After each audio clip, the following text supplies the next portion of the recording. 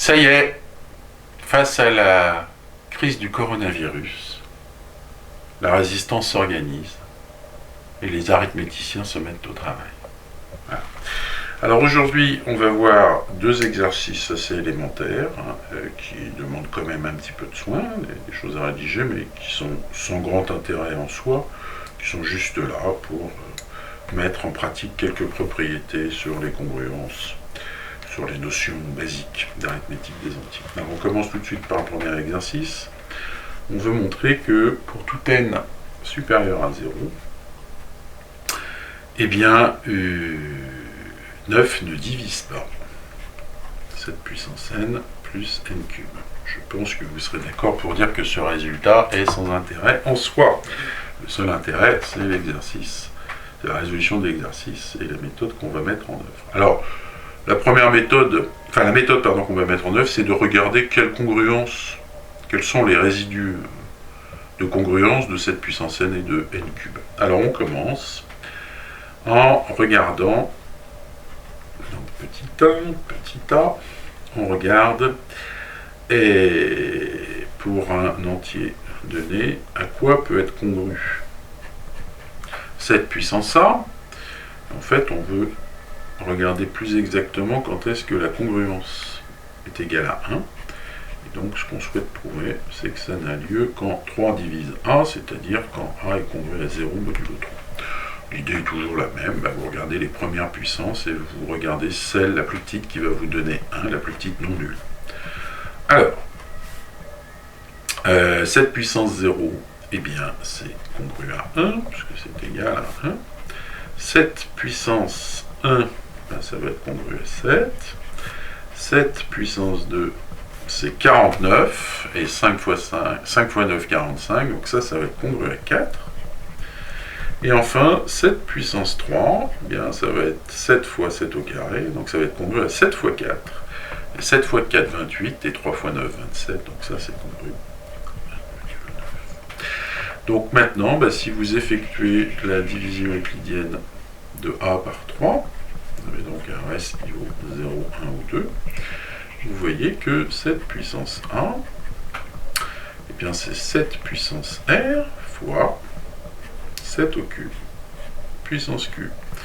Mais 7 au cube, vous avez montré que c'est congru à 1, donc ça, finalement, c'est congru à 7 puissance r modulo 9. Et vous voyez que vous êtes ramené juste à l'étude 0, 1, 2, 3. Et vous voyez donc que ça, c'est congru à 1 modulo 9, c'est seulement si, il suffit de lire, r égale 0.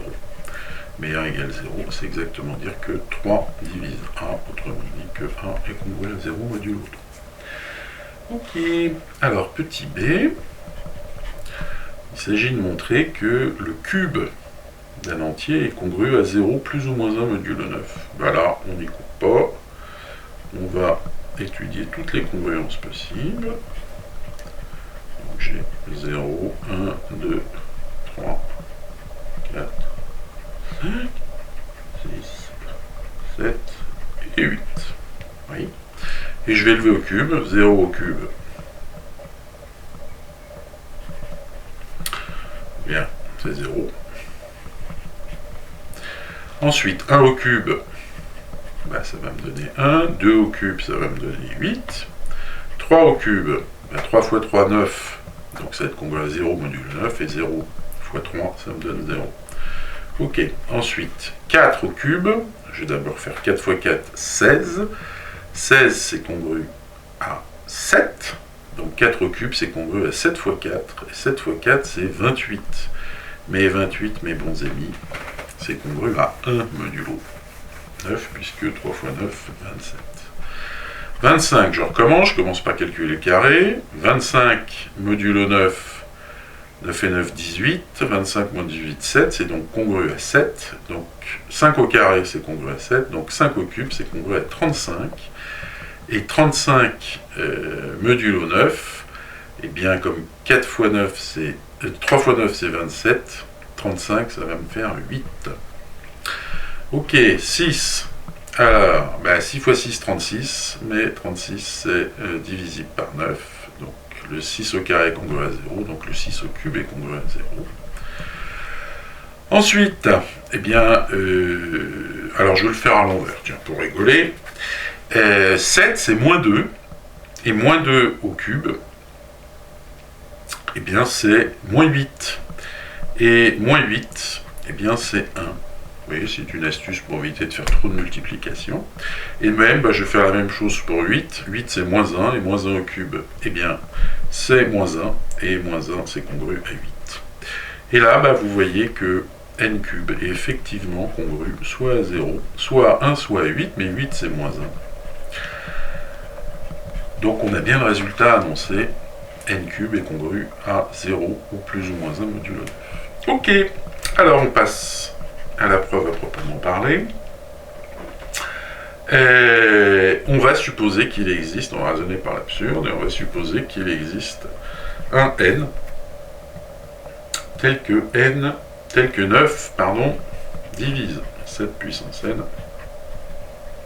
plus n cube. Alors, on vous demande de montrer que n au carré est congru à 1 modulo 9. Eh bien, qu'est-ce que je sais? N puissance 6, est congru à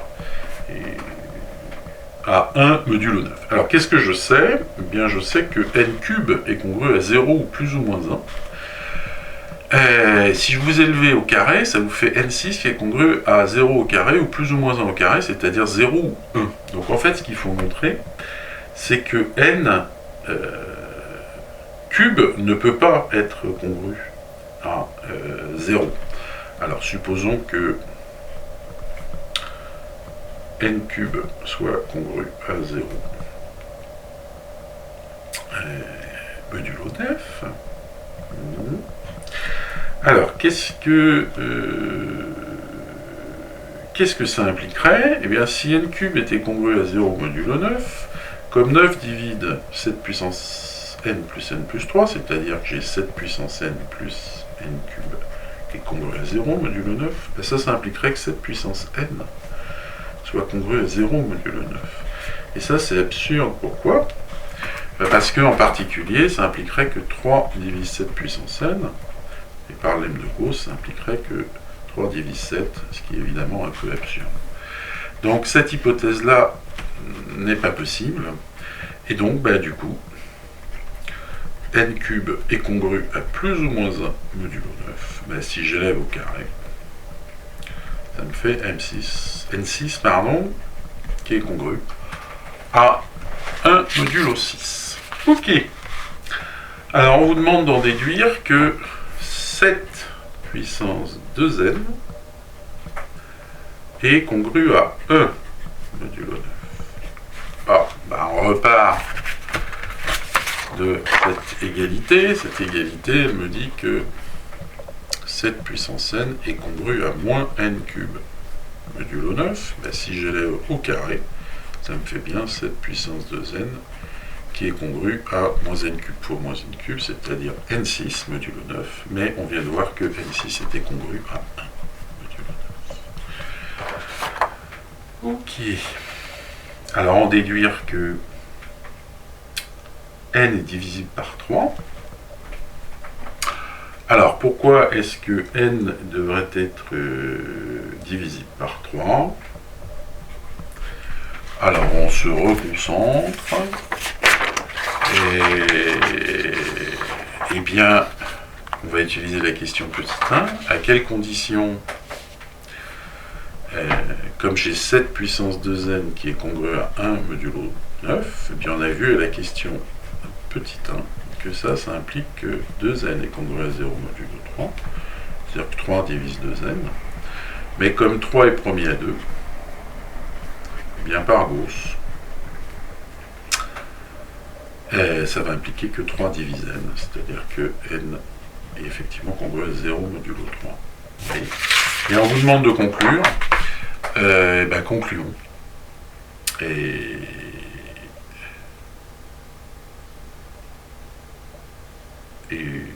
pourquoi faut-il conclure, d'ailleurs? Par quoi faut-il conclure? Ah oui, pour obtenir une absurdité.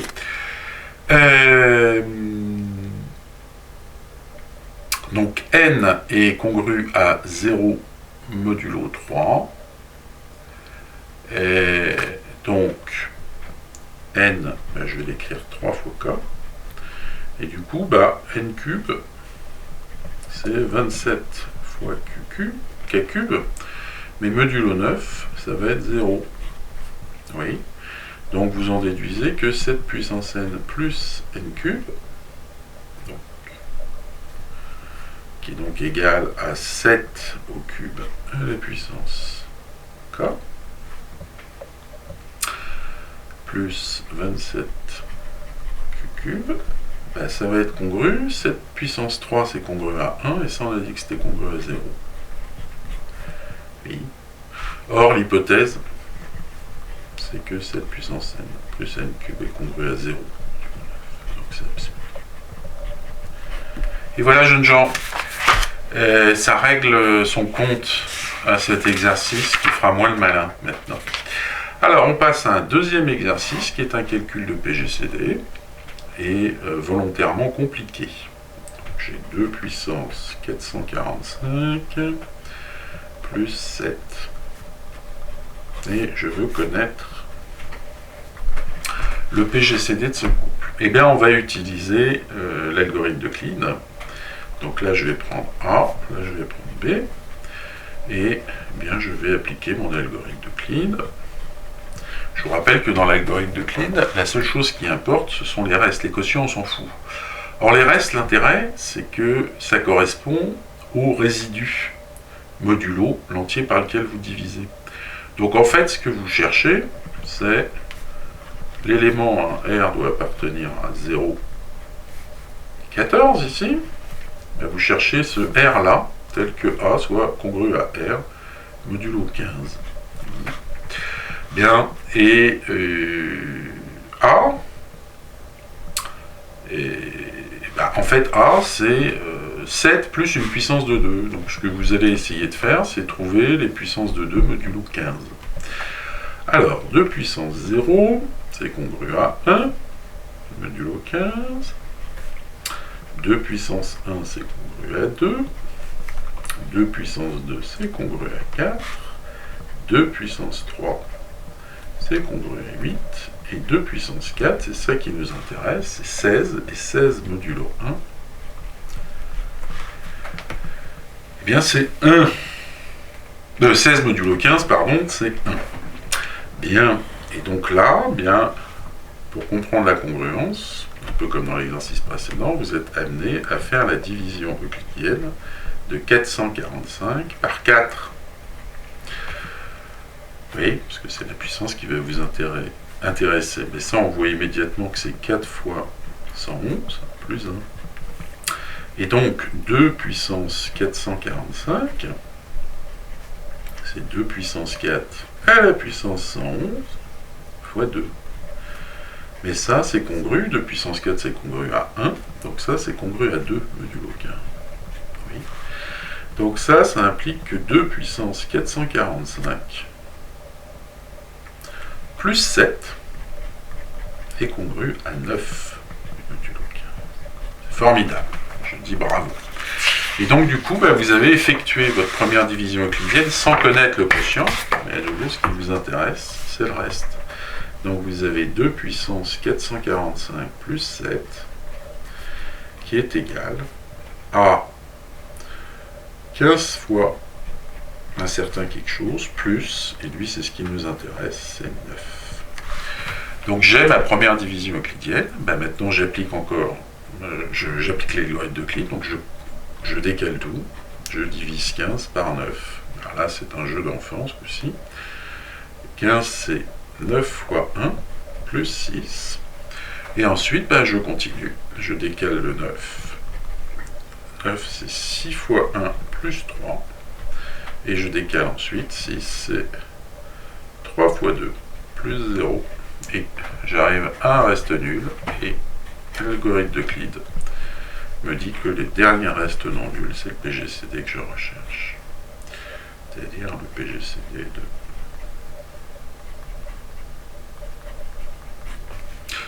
Donc, la réponse à cette question, c'était 3. Voilà.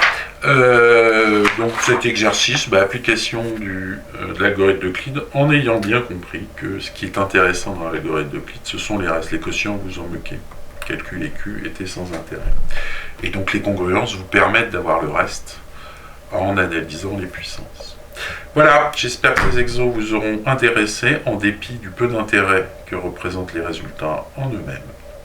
Voilà, je vous dis à bientôt pour de nouvelles aventures arithmétiques et n'oubliez pas que la résistance continue. Voilà.